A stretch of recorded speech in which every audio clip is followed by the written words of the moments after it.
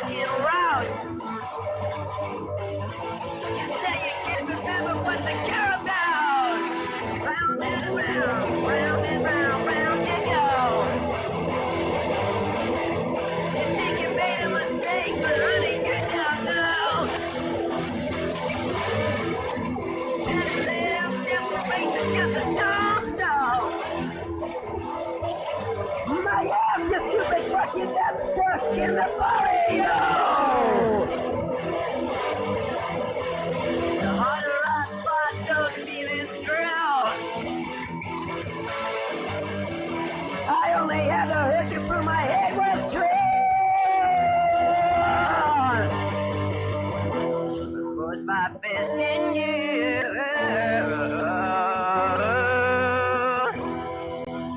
I bled you. Serve as scrimmed and twisted and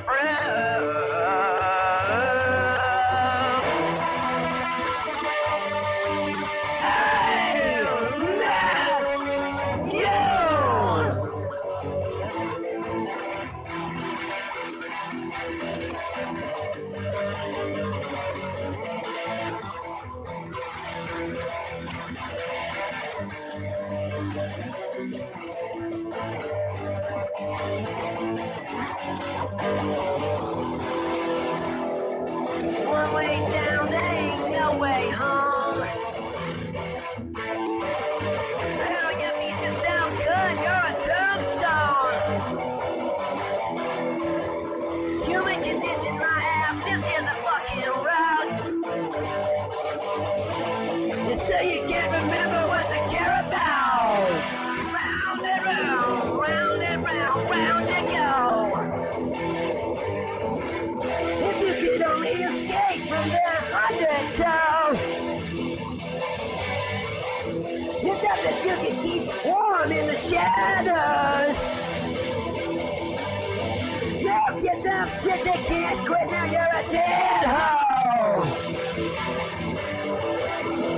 The harder I fought, those feelings grew. Now I have to hurt you from my head, it's true.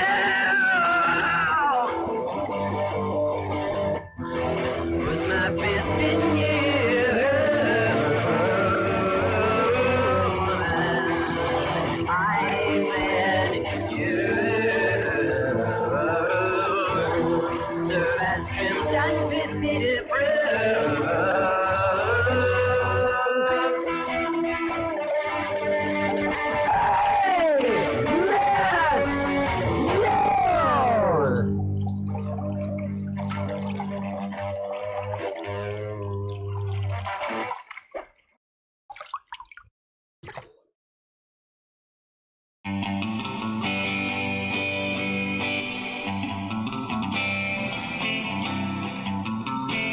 And so the tears have finally come. A sheet of rain blows out the sun as we collapse, opens the tap that turns weeping on. What did it take to finally make these tears done? How noble your mistake, and now this lake to dwell upon. The better to awaken you and welcome healing songs. This clarity brought on, this clarity begun.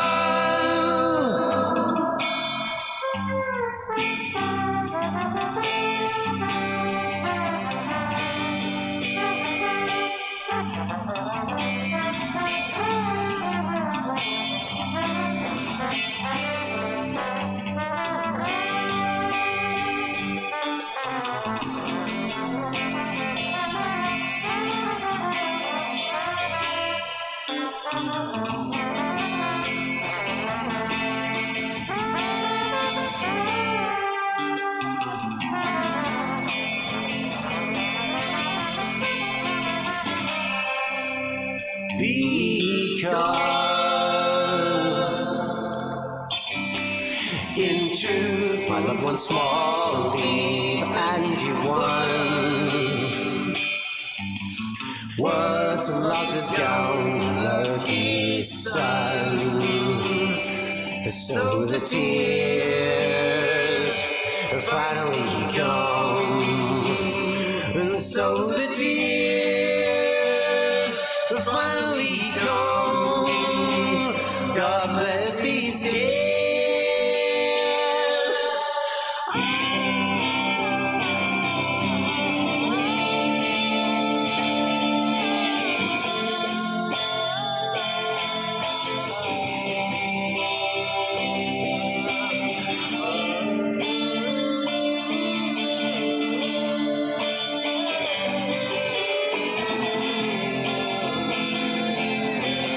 It was just a sheet of rain. I don't know where it came from, but it feels good to release it, 'cause celebration would be gone. Just a river of rain. Bless my stars, write me some, 'cause melodies are gifts of grieving, and like laughter bring me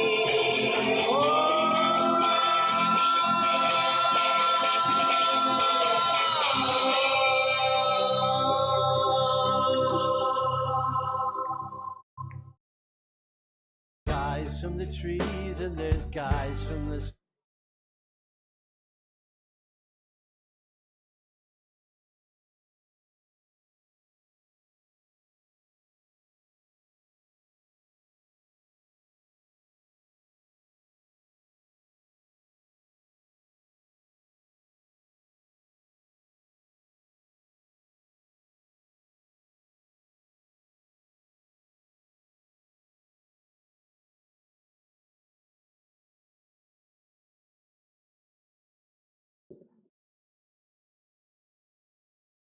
Hello, everyone. Good evening. Happy Saturday. Welcome to the Wanda Coleman Theater. I want to welcome you to Beyond Baroque Literary Arts Center. Just want to say a few words of introduction before our poets take it over. First off, my name is Ivan Salinas, Programs Manager here in the space. And I want to acknowledge our presence on the ancestral unceded territory of the Tongva peoples. We stand in solidarity with indigenous communities and who have endured colonialism and displacement. We stand against genocide and are committed to provide a space for artists and communities as they are the original stewards of this land. This arts organization was founded in 1968 by George Shirley Smith, which began as an experimental literary magazine and evolved into the interdisciplinary art space it is today. You can learn more about this historical venue that is now 57 years old and has always been a space by and for artists. To keep up with our upcoming events, I encourage you to sign up to our newsletter. You can inquire about that in bookstore. We do have an exciting March. Among all the programming that we have here in the space with our reading series and performance series, we also have a new anthology coming out this March, and it is an anthology called Poetry Goes to the Movies, edited by poet Suzanne Loomis, and it will debut at AWP conference, which is happening in late March, I think around the dates of March 26th through the 30th. So you can find us at the in downtown LA Convention Center. We also have a few offsite events planned for that week, including a book launch for that exciting anthology that gathers multiple poets on film, speaking about film, or poems based on some of our favorite Hollywood classics or underground classics. all a variety of things. But for our regular programs and events that we have here in the theater, just like tonight, we have an LA book celebration of Kim Dower's new book, What She Wants. She'll be in conversation with Red Hen editor Kate Gale. We also have an LA book launch of the Venice Collective that includes poets like Mariano Saro, Jeanette Clough, Jan Wesley, and Sarah McClay. Their new anthology is called A Shared Condition. And we also have on Friday, March 7th, The Golden Mean, a USC and Beyond Baroque collaboration that features a few poets from their PhD creative writing program that include Alexandria Hall, Nicholas Mulbert, Chris Santiago, Jarrell Watkins, among others. So please, if you are interested in any of these events, hope you come back. We are also encouraging memberships. This is a free event, but due to a lot of cuts that we are already experiencing to the arts, but also some that are maybe forthcoming. Memberships keep this place open. We are allowed to also, you would also be supporting the authors that come into the space and just the lifeblood of this space to continue thriving for hopefully 57 more years and beyond. So also after the reading, we'll have a reception. Feel free to hang out in the lobby. We'll have book signings. And we also have the Mike Kelly Gallery upstairs.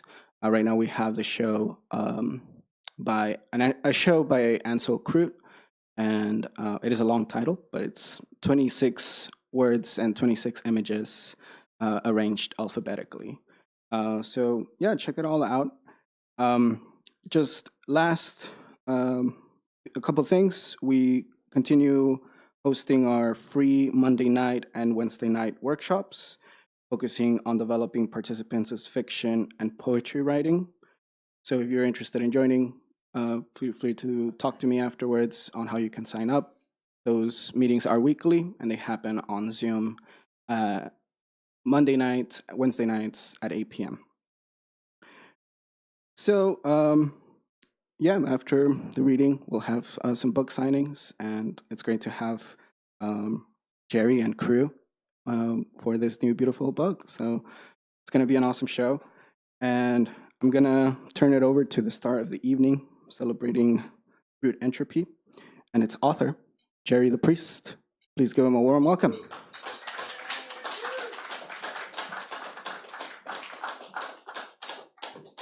Wow, thank you all so much for coming. I'm excited to be reading with the other poets on the bill tonight, but especially thank you for helping me celebrate the release of this collection. I do want to say that rather than being my latest collection, this is more of a collected works. I've been putting out collections, in small batches, like 10 to 20 copies every 3 or 4 years for the past 30 years. And so I went through a lot of those and found pieces to conclude in this collection. There are pieces in this collection from as far back as 1992 and then some more recent work. There are a number of people without whom this book would not have been possible, but in particular, my editor, Michael Brunner. He's the chairman of rhetoric at University of Nevada, Las Vegas. He's published a number of critical works as well as poetry and prose. Along with Mike Millett, S.A. Griffin, and Doug Nott, rest in peace. He was a member of the Lost Tribe in the mid to late 80s. And then with the addition of Scott Weinberg, he was a member of the Karma Bums, which was an experimental poetry ensemble. I'm going to call the brother right now. I want to see, pick his brain a little bit.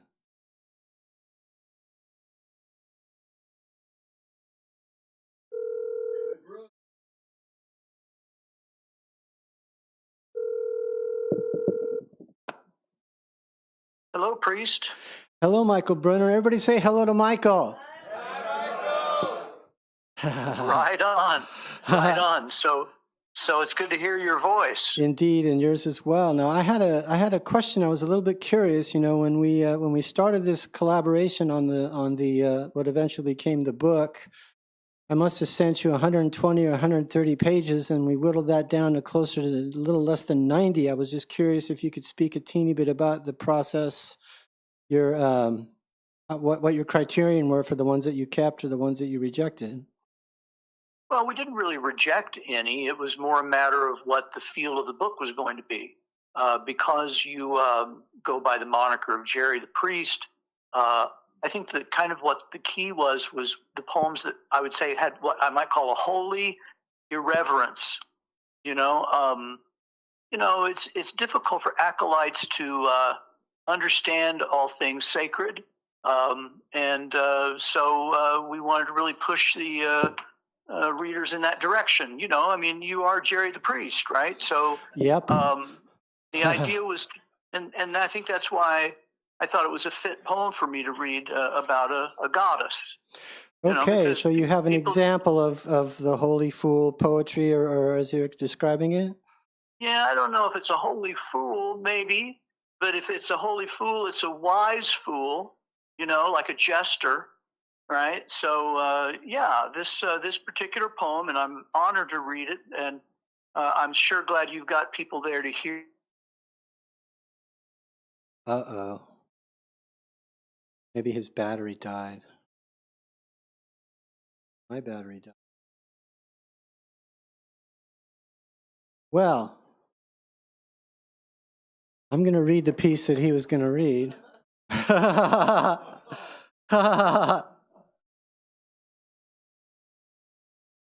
Well, yeah, it is. And yeah, my phone is fine. I'll try calling him one more time.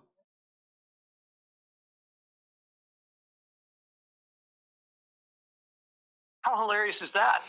Relatively. Well, it is. I hope your audience laughed, because this is a poem. This is a poem about the goddess of failure, and it's only appropriate that the phone would drop during the poem reading. All right. If it drops again, it's just further proof that the goddess is with us. All right, excellent. Well, let's hear the piece. All right, it's called The Hero's Gurney. In the first parable of the hero with 1,000 excuses, Pangalandra fails utterly the assignment. Sent to raid the bake sale of the inconceivable, she suffers a loss of willpower and consumes all the donuts, at which point she lapses into a diabetic coma. A rescue party is assembled, and much hardship is endured before the loser god can be repatriated, born on a litter of styrofoam, incontinent and more odious than alive. But just because she can't disseminate to all personkind what she has indeed brought back, at least not in its desired form, does not mean that her execution of the task is inherently flawed. What is required on the part of humanity is to meet with courage and dignity the challenge of deciphering the baker's code, which in any case would never be a matter of simply dividing the crullers from the cinnamon roll. In truth, Pangalandra, by sparing her tribe the labor of chewing and digesting the recipe, has saved accepted heroism for all time. The fact that her constituents are now obliged to sift through formless piles of excrement is immaterial in the extreme. Per Joseph Campbell, refusal of the call and refusal of the return vis-a-vis the hero's journey are failures of classic heroism. But the celebrated scholar doesn't say one word about bringing back the donuts wrong, with the possible exception that pretending you've got the goodies when in fact you couldn't find the patisserie, you dolt, it doesn't count. Pangelandra's the ultimate champion, hence divine, because she points out the irrefutable truths that one, the hero's journey is rarely to the beauty supply, and B, she who's never lost her way is worthless as a guide. Here's to Pangelandra, the goddess of failure. I assume she's among your pantheon of goddesses that you have created, Jerry. Indeed. So anyway, I wish I could be there in person with the people that are there to celebrate you in your mind. All right? Thank you, brother. You have a sweet night. You too. All right. All right, the next reader is a poet who inhabits the voice of the perpetual outsider and the purely American dissident. He has been writing and performing and publishing his work for the better part of 30 years. His latest collection, The Beast Is We, is out now on Punk Hostage Press. He wrote the mother of all cover blurbs for me. He's one of my favorite all-time poets. Please welcome Dennis Cruz.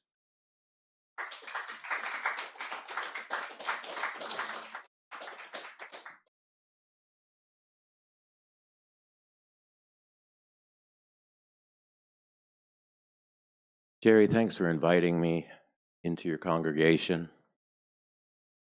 I want to start by reading a poem from Jerry's fantastic new book, and I'll read a couple of pieces of mine. This one's called The Market. Flying down the boulevard late for an appointment, a young man slams on the brakes to avoid mowing down a decrepit woman, lactating, body crimped, face in a posture of glitch, holding at arm's length a paper sack and screaming.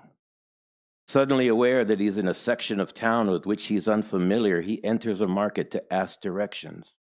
The clerk leans slightly forward, spews a stream of gibberish he does not comprehend, monotone rising and falling, voice like garbled cassette. None of the signs in the store are intelligible. The patrons seem hostile. He walks out the door, finds himself in demolished living quarters, furniture and engine parts scattered at random, Oxfords and wingtips, wet clothes strewn about the room, upended aquariums, cookware and dishes, plumbing and cosmetics. Assuming a wrong turn, the young man whirls back through the door only to find himself in a ransacked kitchen. Shattered mirrors and wilted flowers, insulin syringes, grammar school textbooks, splintered musical instruments, and fractured porcelain dolls. He travels from room to room, becoming increasingly upset. All the doors leading outside are locked. He picks up a chair and smashes a window and notices he's 20 stories up. Finally, in a grotto filled with steam, sunlight, and broken garden tools, amid baskets of rotting fruit and swarms of gypsy moths, he flips out and hurls an orange at a mosaic of Roy Orbison, giving head to a box of cornflakes. Midway to the wall, the orange begins to glow. It slows and hovers in midair, a perfect translucent sphere. The moths fall into ellipse formation and orbit the orange ball like intergalactic freight trains, and the young man strides forward, arms outstretched, wincing against the incredible heat that emanates from the globe. He lunges and feels the lacerations of 1,000 shotgun blasts. He screams repeatedly. The orange ball becomes a paper sack, fuses to his hand. Breasts emerge from his chest. Milk leaks down the front of his blouse, and he lurches in front of a speeding car.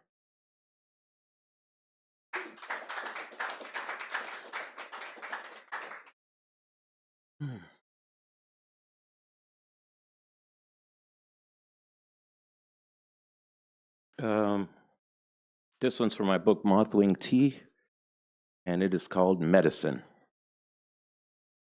Too many odors, and I can't get my car clean, and I want to stop at the 7-Eleven to get something. Maybe a pack of that ephedrine up stuff or a Red Bull even, though all I really want is to have the glow of the overhead lights wash over me. But I know if I stop in there, I'll probably linger too long in the wrong aisle, like where they keep the cough drops and antacid, and then the guy at the counter is going to lay his fucking eyes on me, and I hate that because I can feel them.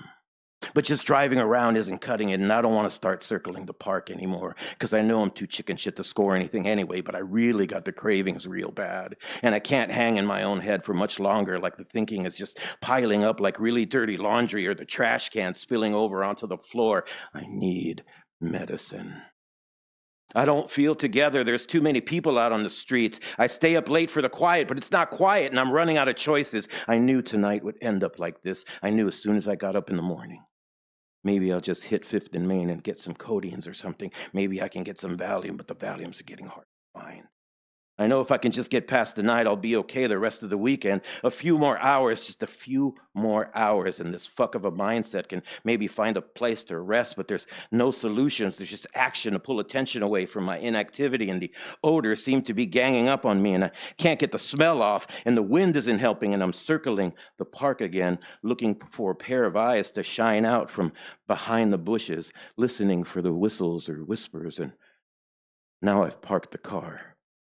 And I don't give a fuck because I really, really need medicine because I'm not feeling so good.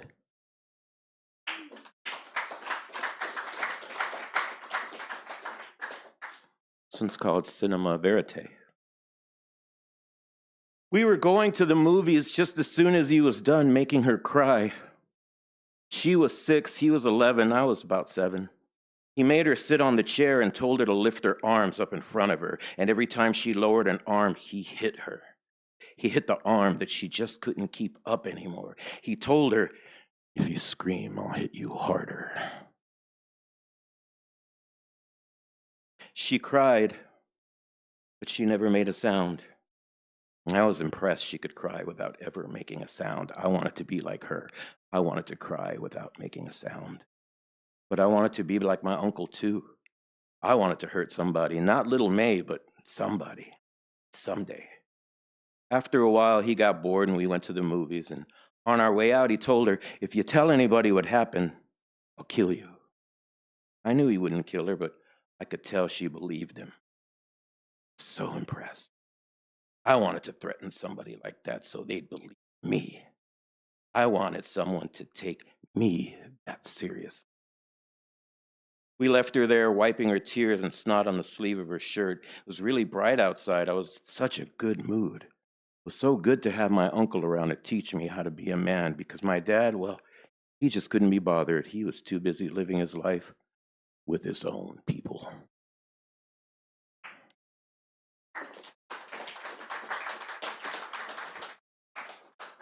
Time for one more there.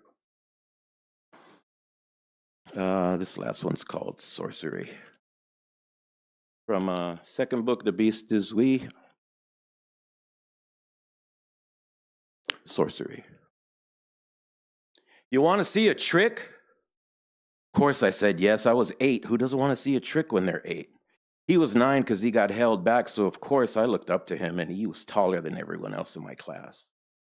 We were walking home from school on Olympic Boulevard. I lived on Normandy, and we were just a couple of blocks from my house. "Check this out," he said, with his eyes shining and his teeth bared in this menacing grin. He then pulled his pants down, bent over, and opened his 2 ass cheeks with his hands. I had never seen an asshole opened up like that before, so I thought, hey, that's not bad, but that's no trick. Suddenly it began to open. A monstrous log of a turd came sliding out. It was fucking amazing. I had no idea an asshole could open so wide. It was the most amazing thing I had ever seen. I almost fucking threw up. But then just like that, it was over, and he just pulled up his pants and started walking, giggling like he had just shown me some funny secret thing. That's when I knew he was fucking crazy. Not crazy like he was wild or brave, but the other kind of crazy.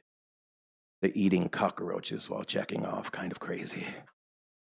After that, I was always afraid of being alone with him. I knew his older brother was a friend of my uncle's, and word on the street was he was crazy too. I never could figure out how he thought taking a shit on the sidewalk while holding your ass open with your hands was a trick. But now that I'm older, I can appreciate the magic in it. I mean, it's definitely black magic, but I get it now. The fact that I never forgot about it really says something. I'm not sure what it says, but man, I wonder where Carlos is now. I wonder what he turned out to be. Whatever he is, I'll bet he's at least interesting. All right. So the next reader coming up is a multi-genre writer, performer, musician, visual artist, and all-around squeaky wheel. Currently residing in Oakland, California, their podcast, My 12-Month Video Fast, can be found by the brave on Spotify and most pod venues. Their latest book of poetry and flash prose, Mammal, was released by Roof Books in October 2023. They're also the author of Unit of Agency, now in its second edition. Be a Bow Tit, Sudden Windows, Poems for Teeth, The Orange Book, and 10 chapbooks, and have work in over 100 magazines and journals. You can find more about their work and scandals at www.richardloringer.com. Ladies and gentlemen, Richard Loringer.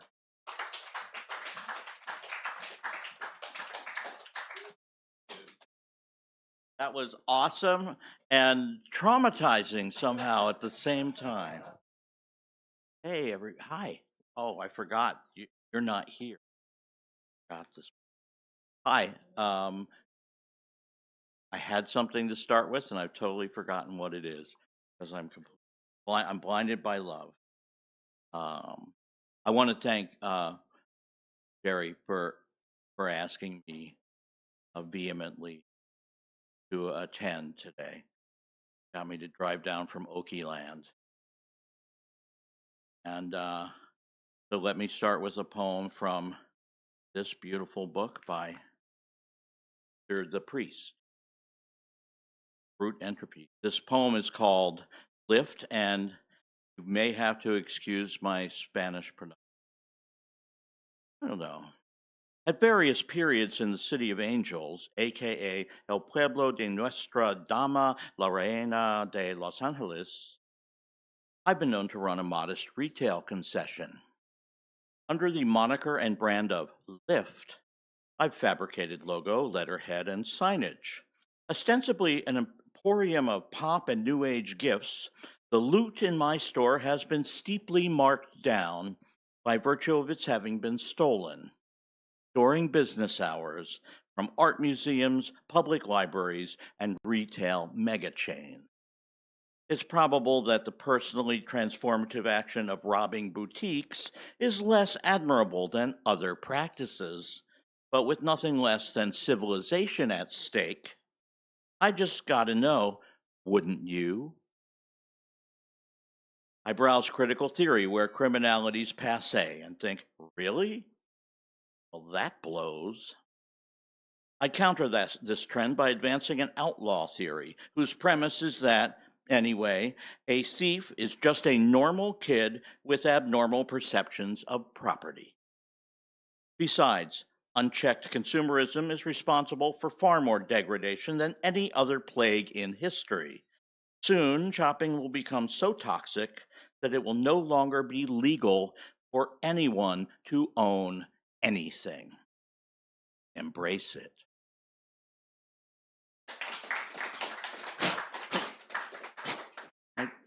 I kind of chose that one because it was most aligned with my own ethic. So, yeah. Hi, everybody. A year into the, what do we call it, the Trump's first regime, when I was feeling a little frazzled, like 2017, and one day it overflowed, and I sat and wrote down a list of every violence I could think of, just to get it the fuck out of my. And I put it on my website, and several friends said, that hurt. That was hard to read. So then I wrote a list of nurtures. And then I ended up making a little book called The 10,000. violences, and nurtures. I'm going to read you just the beginning. I brought a few copies. I make them by hand. So if you want to read more, you can check them out in the book. The 10,000 Violences and Exorcism. I'm going to read like a minute or two. This was an exorcism, not a poem. Violence, like life, takes on many forms. Striking another, human or otherwise, is perhaps the most commonly recognized act of violence. Striking with the hands, arms, feet, head, or other bodily parts is an act of violence. Striking with an object, whether intended as a weapon or not, is an act of violence. Causing one to be struck by an object is an act of violence. Punching, cutting, stabbing, battering, or shooting another is an act of violence, both on the object of the harm and on any witnesses. Causing bodily harm is an act of violence, specifically with intent. It does not matter whether the intention is conscious or not. The extent of the harm does not matter, be it a scratch, a maiming, a permanent disablement, or death. Each is an act of violence. Causing bodily harm without intent is an accidental violence. Causing psychological or emotional harm is an act of violence. Causing intellectual or ideological harm is an act of violence. We sometimes refer to these acts as assault. Included in this, of course, is sexual assault, which results in every form of harm at once. Passively witnessing harm performed on another is an act of violence. Remaining silent about harm performed on another is an act of violence, both on the original victim and on oneself. Not listening when the person who is speaking believes you are, particularly when they're imparting information they consider to be important, is an act of violence. Lying is an act of violence, no less than a punch between the eyes. There's a reason Dante placed liars in the lowest pit of hell. That's actually like 1/10 of that. I'll read you a few of these. The 10,000 Nurtures, a prayer. Nurture runs inside us like a stream. Let's let it out when another needs relief. Let's sing a moment in the midday rain.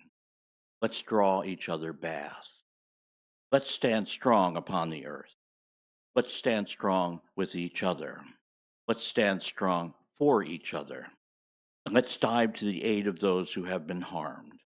Let's feel the earth and each other through our souls. Let's plant what we need and build what we need and enjoy the beauty of each. Let's consider what we need and what each other needs. Let's allow ourselves to be and do whatever we need to, and others as well. And if that means stopping others from harming us, or yet others, or attempting to, then that's what we need to be and do. Let's allow hatred and intolerance that do no harm to our bodies to bounce off us like small rubber balls, leaving only a sting, and wend their way down into gullies where they're eaten by the roots of trees. Let's allow our minds to not fear and to roam open and freely and think variously and not get stuck in one way of thinking. Let's allow our minds to think critically, to not be satisfied with one quick glance, to peruse, to consider facets, to turn stones, to question, to come to our own conclusions, and always be ready for those conclusions to change. Let's allow ourselves to change, to be fluid, to resist the petrifying consequences of age and oppression and pain, to remember the rain. Let's let ourselves see and see and see, and if it hurts us, so be it. And if it's beautiful, so be it. Everything changes us. Let's be kind to ourselves when we resist change, as it's only a consequence of being mortal. I make these at home, and I hadn't really thought about them for a while until the election. And then I was like, I got to fucking print some of those. So that's why I brought them. And I'm going to read a few poems from this book, Unit of Agency. I always have to say the cover is one of my favorites. It's actually a photograph I took, which is of the crumbling remains of the warden's house on Alcatraz, is what the cover is. It seemed like the best possible. Okay, so this is a book of pissed off lefty poems. It's out from Collapse Press. Okay. Lichen, that's the stuff on rocks.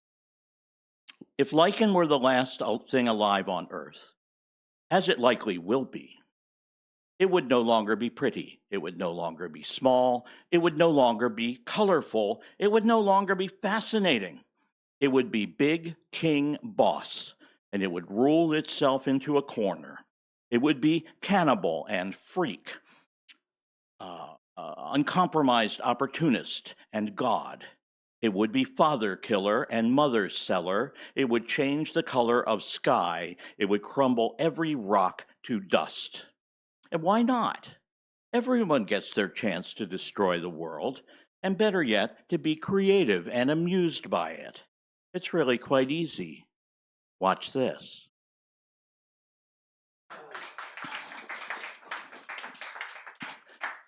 This is a bit vitriolic set. Bang, bang. What is all this banging? This banging we call America? Is it a million hammers, some might hope, a million guns exploding in the chest, our ever-cracking foundations of integrity, or the nail of education driven through the skull between the eyes? Holy shit, what a bluster. And all we can say is, let's fix it? That's like asking any politician not to lie, like asking any CEO to care who dies. A giant joke. Yeah, I'm in a mood. The mood of watching the streets stream with the blood of the manipulated. We don't need a fix, sisters, brothers. We have our fix. This is a fix. Don't kid yourself. Your cries fall on no ears at all. They're off laughing in their vicious soie. They won't relent. They sure as hell won't be stopped by arms or books of justice. They'll grind and grind until we've no throats left to cry. So, enough with the crying. Show them some cold, hard, finely hammered steel. Bring back the guillotine, I say. Just set it out on the National Mall. Let's see what the sight of that does to their potato soup. I write nice poems too, but you're not going to hear any tonight. I just got a couple left. I hope I'm good. Am I good? Okay, if I heard anyone, just tell me and I'll stop. This is a curse poem, and so you might want to hold on. It refers to the fact that by legal definition, corporations, many know this, are potentially immortal beings. Okay? O corporation, you are not immortal. Oh, plug the merry plug, you tedious face of death, you impossible freak. Plug the silky siren in and shunt the silence of its saccharine song into the linty bureau of your splintering, rapt, rapacious heart. Oh, eat the plucky mare, the tedious mace, the mass of death. Oh, eat and eat the Sabine heat, the chattering flock, the ambitious dull. Oh, eat and plug and stuff the flinty sorrow of the captive mind into the rancid love boat of your hacking want, your flatulent eye. Oh, stuff and eat and plug and hack away, hewing freak, hawing cancer, hiving horse, howling mentor, cannibal drunk, hypnotist of the muling spree, chimera, canker, soft dis-ease, hackneyed genius of a volute sense, tyrannic enzyme, flawed macaw, sanctum, slaughterhouse, verdant scree, mother of nihil, father of a twisted tongue, myopic utopia, dementia unbound. Eat it all up, yes, like a good bunny. Chow down, fucker. Stuff it down, stuff it all the way, plug it in, clamp down, and gloat.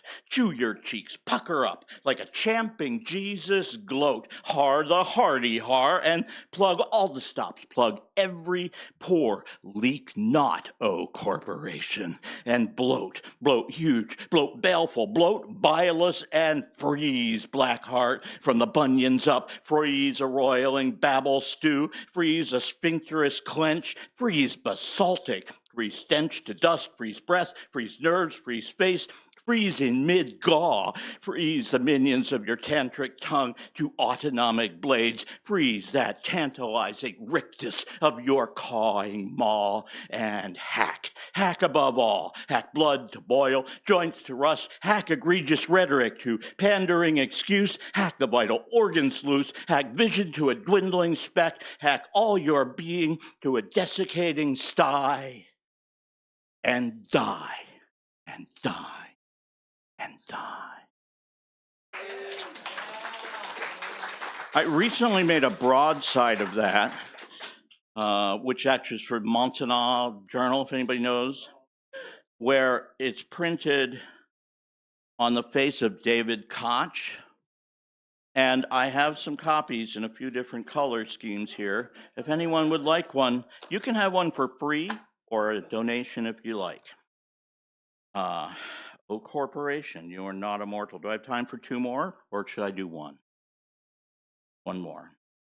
I'm going to end with, fuck it.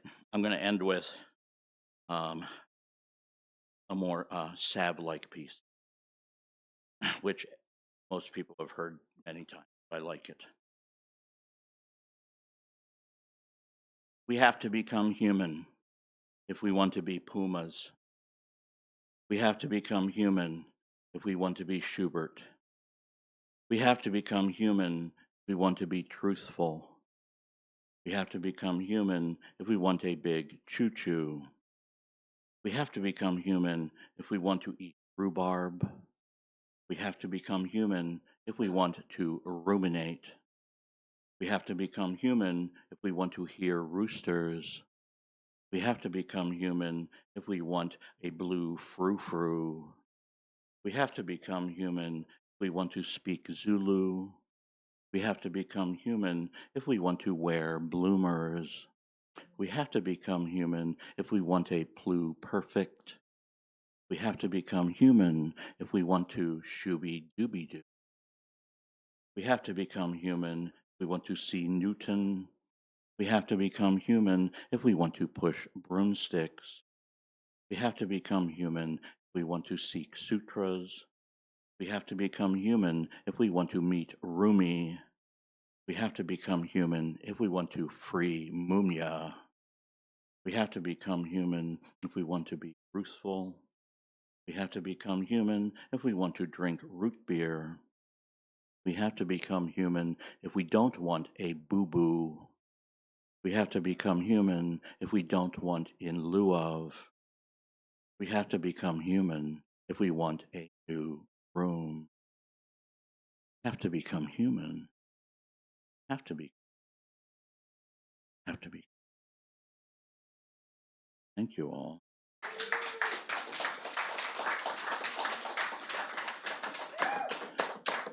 I hope that wasn't too long. Next up, I don't know who this guy is. Resident of New York City, Richard Modiano. Became active in the literary community connected to Poetry Project, where he became to know Gregory Corso, Allen Ginsberg, Anne Waldman, William S. Burroughs, and Ted Berrigan. Modiano served on the board of directors of the Valley Contemporary Poets from 1995 to 2001. In 2001, he was a programmer at Beyond Baroque. What a coincidence! Literary Arts Center, joined the Board of Trustees 2006. From 2010 to 19, served as executive director, which is, I think, when we met. At that time, he produced and curated hundreds of literary events, and with Henry Morrow, Suzanne Loomis, and Liz Camford, co-founded and named Beyond Baroque Books sub-imprint, the California State Poetry Society. Yay! In 2023, Modiano joined the board of directors of the Los Angeles Poetry Society. Huffington Post named him one of 200 people doing the most to promote poetry in the United States. Modiano is the winner of the 2022 Joe Hill Prize for Labor Poetry, Pushcart Prize nominee. His collection, The Forbidden Lunchbox, which is awesome. That's not here. Is published by Punk Hostage Press. He's one of the rotating hosts for KPFK's Poets Cafe, and Richard is rank and file member of the IWW, Industrial Workers of the World, a member of the National Writers Union. But most of all, Richard Modiano is wonderful. Please welcome.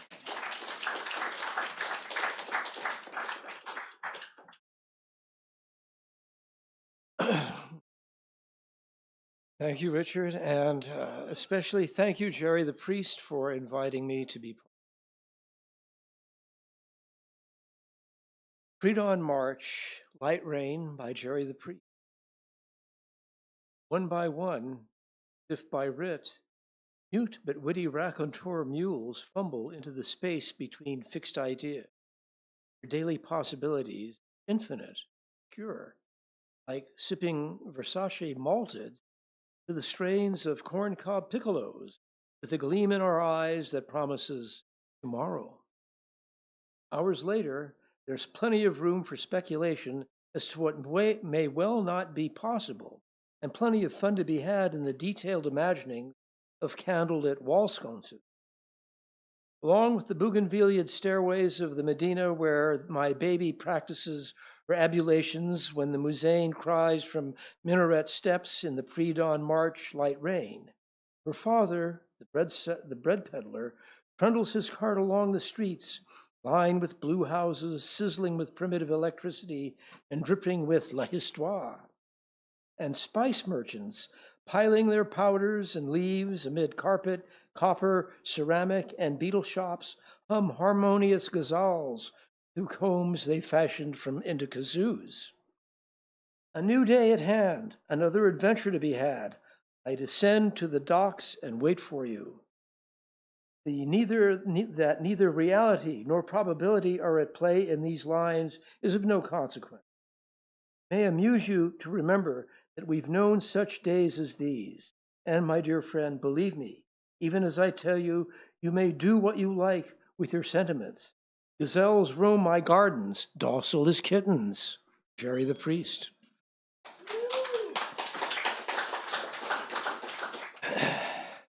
And now we come to our feature, Jerry the Priest. And Jerry, he's been creating material for exhibition, publication, and presentation since 1979.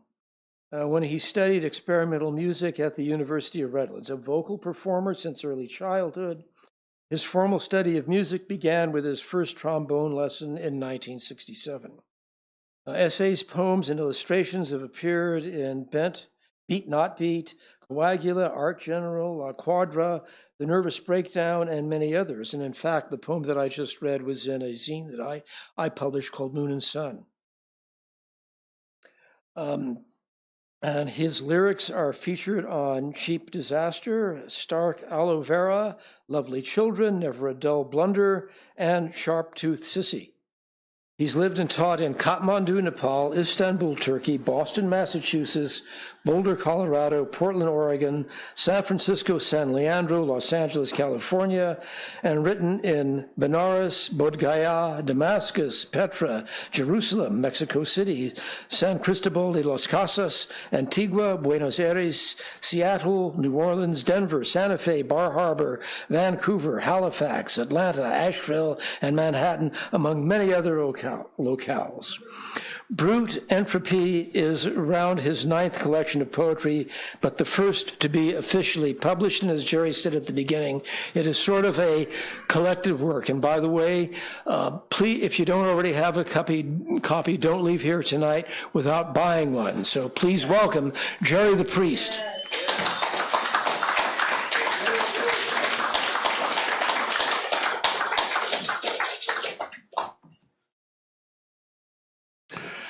Well, people come up to me all the time and they say, "Are you a real priest?" I always answer the same. I say, "Look, I'm the chief clerical reprobate at the Church of Extreme Disappointment," which means I've gone down in flames on more continents than most of you will ever have the opportunity to visit.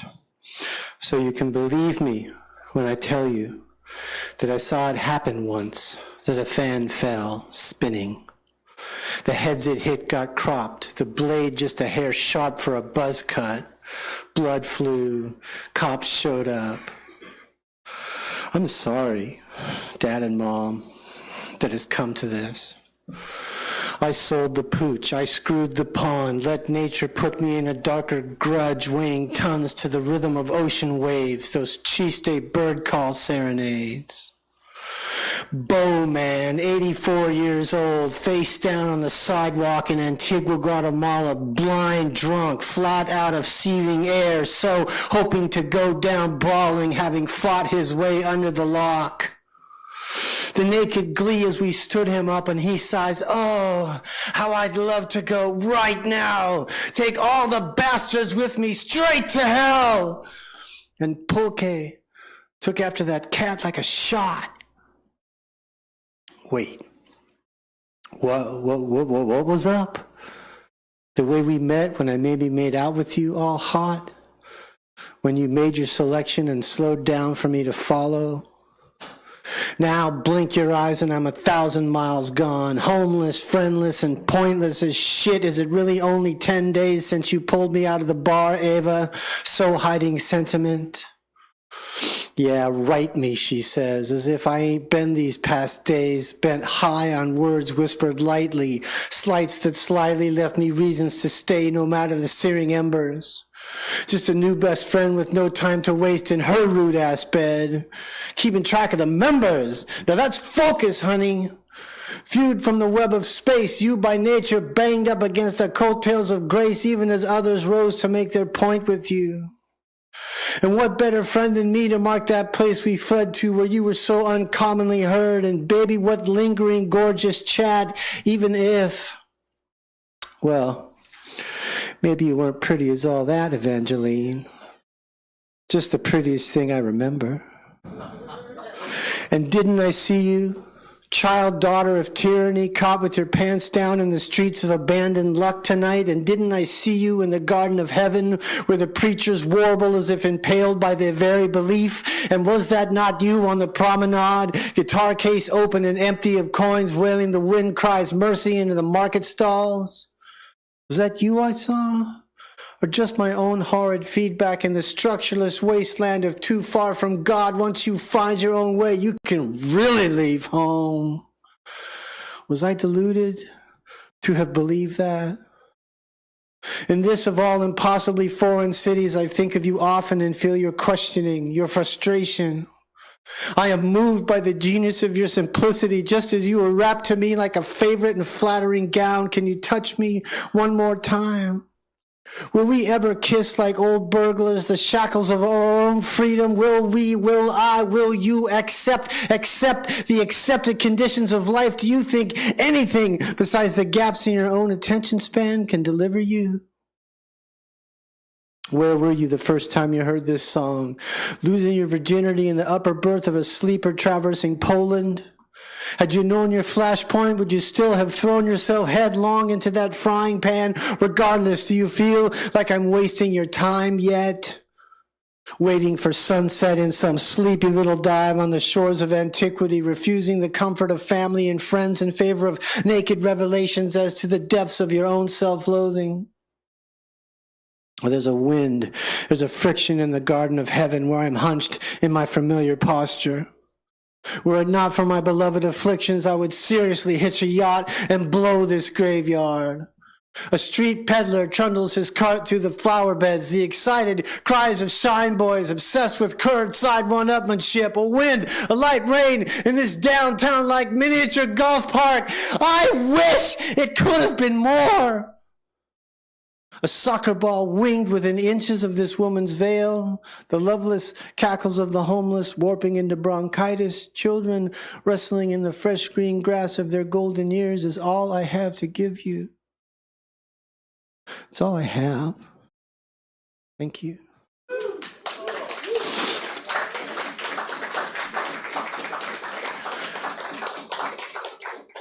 Now, as can well be imagined, I've lived a fairly adventurous life.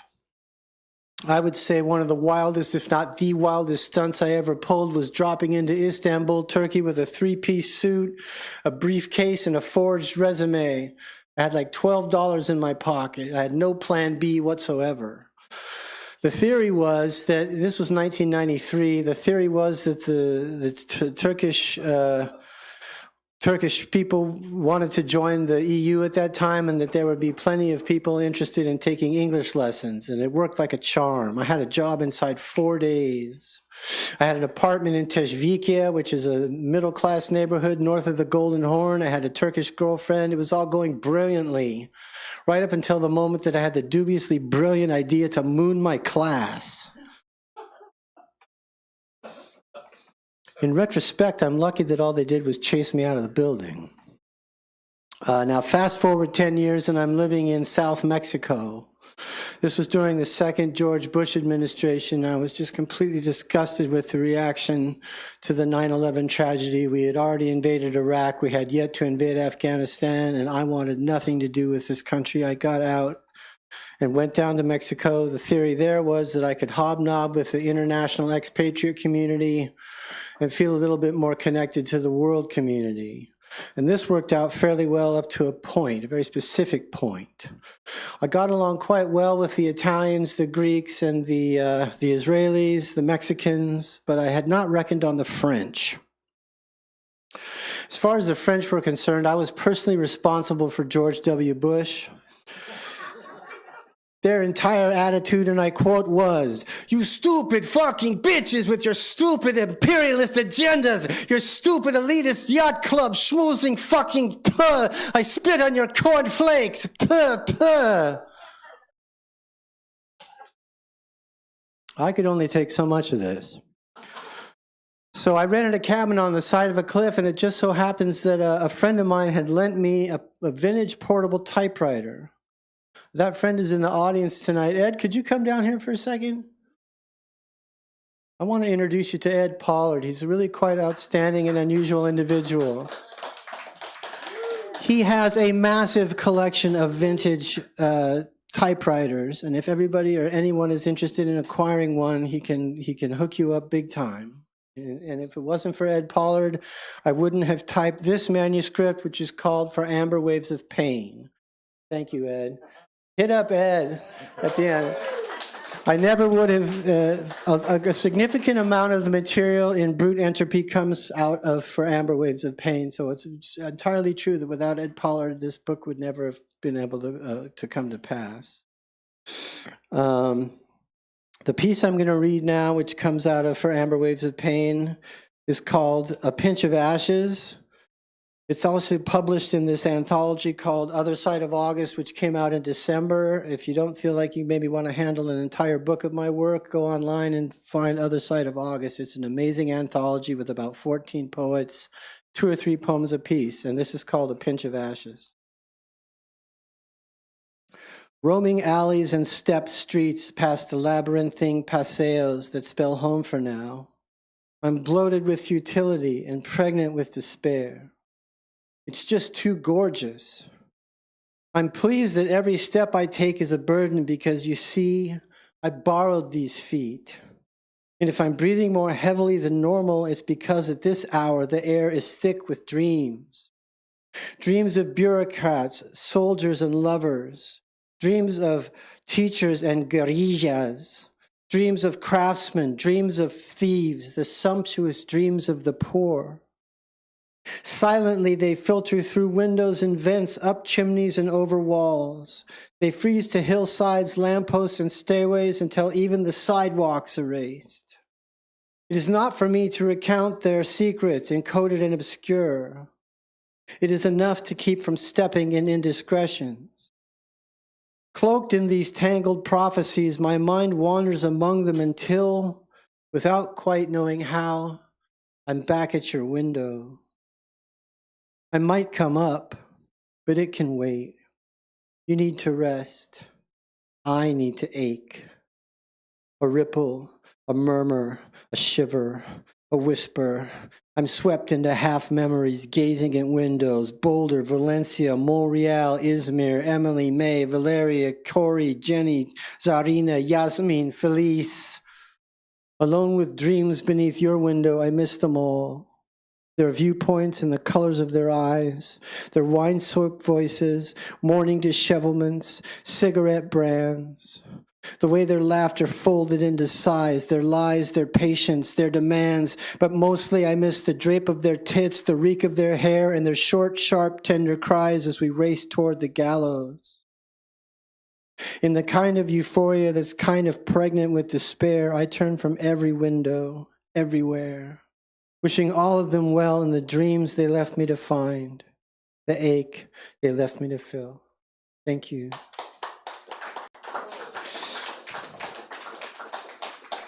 Now, if for all their eloquence, most of my writings are not necessarily entirely uplifting, That's only because, ladies and gentlemen, broken hearts are by no means in short supply.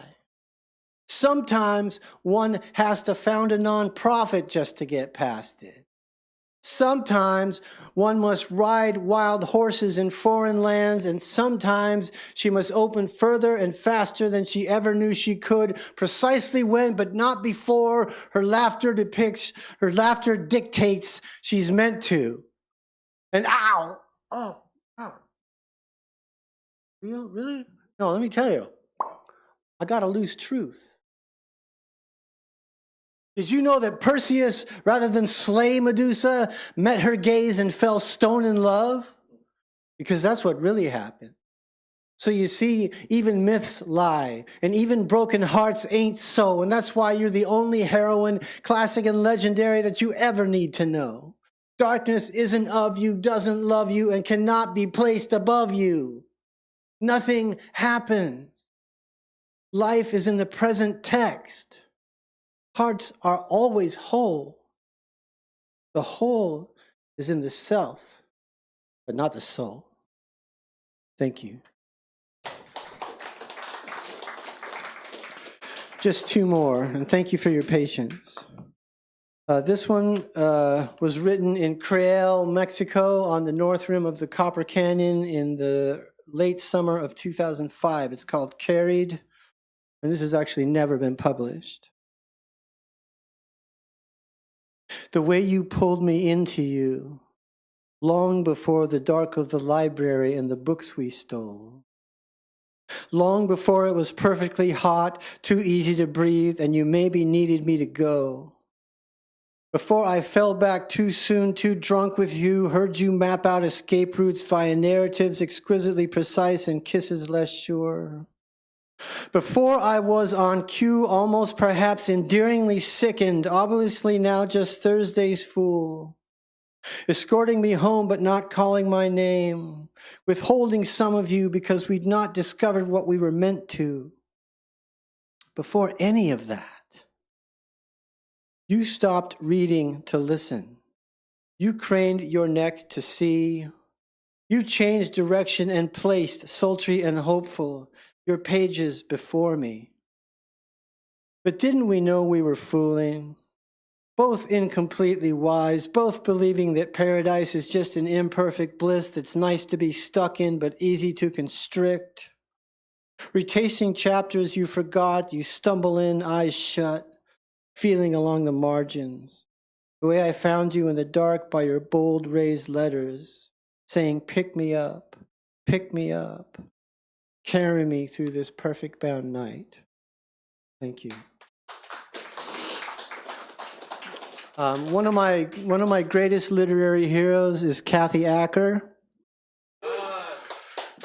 She was just fearless and ferocious and so stunningly powerful to read and to witness reading, and she died of breast cancer in the late 90s, I believe, or early 2000s, probably late 90s. And I wrote this for her on the side of a cliff in Mexico when I was banging away at for Amber Waves of Pain, and this is in Brute Entropy as well. It's called Post-Ranch Lymphoma. Off Highway 1, just north of Esalen, I wait as you unwrap the last of the bandages. Somehow, wordlessly, I trust that somehow we are here because trust is. Because you stopped at the crossroads for me. Because if you hadn't, you wouldn't be about to do this. And trust wouldn't trust us because you wouldn't have let me love you completely, which is not what love is. Wordlessly, you place my hands on the scars where they took your breasts, your still radiant ink, growing like those thermometer things they use in burn wars to find out whatever they want to, so they can verify what they already knew. Like the invisible light that kills and the pills that cooked your hair and all the other stuff they did to you. We're flirting shamelessly because shame negates flirtation. As my blue and useless ankles dangle over the ocean. Remember this, You smile, legs wide, with that devious smirk you level like virulent slit perfume. Yeah, I do. Oh, I'm done for. Because avoiding contact in or out of quarantine with you is like smothering an orgy with smut cartoons. My resurrection is one big open wound right now. You want to rip out my stitches? Oh, sure, baby. You want to hack off my cast? You're nibbling my fractures, gently at first, then less so, then quite a bit less so, even further more less so, still yet further, even more less so. God, it hurts! Skin breaks. In this tree house, missing limbs like two hatchets without a grip, we are as amazing as the guillotine. You playing Joan of Arc in that scene where she flips tricks in order to get published so she can buy gifts for her soldiers. And me in the role of Judas selling out to the pharmacy. And who better to pacify flailing souls than brute angels with catheter halos? And so our instincts stoop to mutilation. And so we flay the living shit out of tumors where, yes, again, love wreaks its preemptive surgeries until somehow, wordlessly, trust is. Because you stopped at the crossroads from me. Yeah, and martyrs on high holy days will trash the mangers. We go at each other like impious strangers, and our cylinders gush like slaughterhouse lambs, and our hearts breathe mercy. And we whisper, mercy. And the wind cries. Thank you. Gonna end the evening with a music video I shot a couple years ago. Thank you so much for coming. Thank you, Dennis Cruz. Thank you, Richard Loringer. And thank you, Richard Modiano, for being with us tonight. Thank you all for coming. Thank you, Beyond Baroque, for hosting me. Have a beautiful night. And I'm signing books after the show, so hit me up.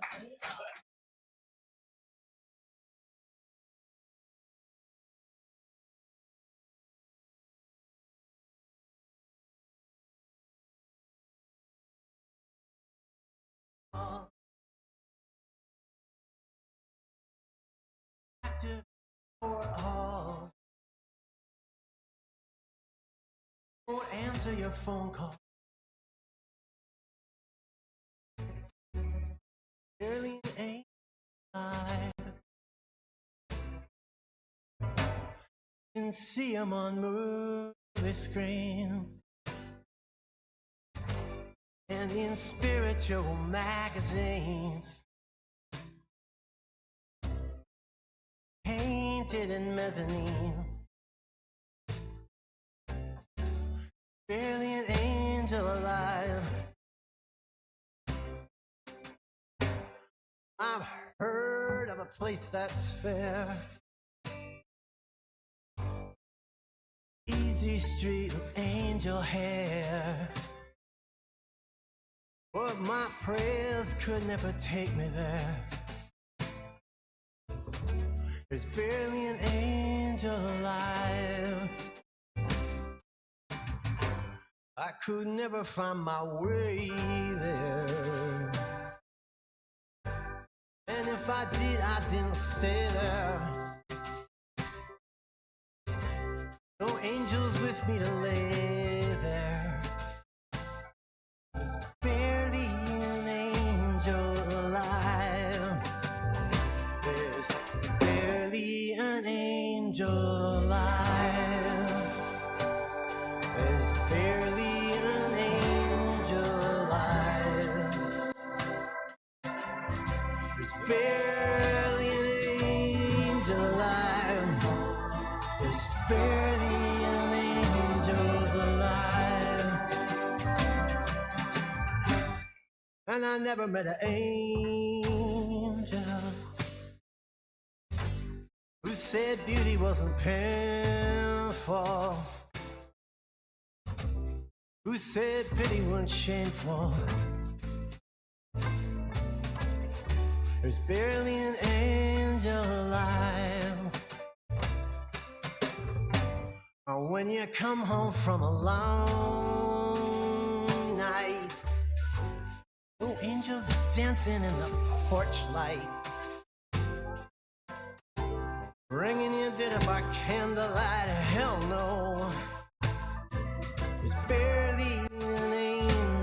alive. It's barely an angel alive. It's barely an angel alive. It's barely an angel alive. It's barely an angel alive. It's barely an angel alive. It's barely an angel alive. It's barely an angel. It's barely an angel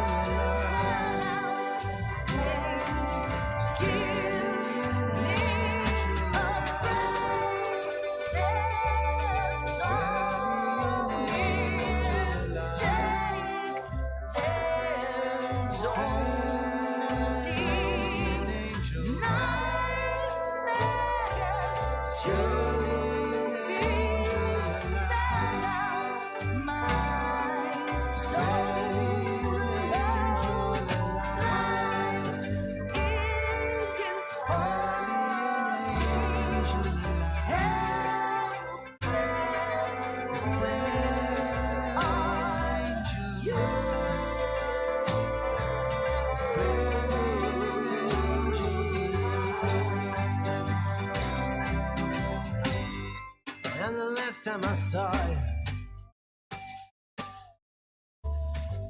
and the conclusions that draw you, I didn't know what to call you. It's barely an angel alive. But ain't that the truth? I wanted to hold, but your halo controlled you.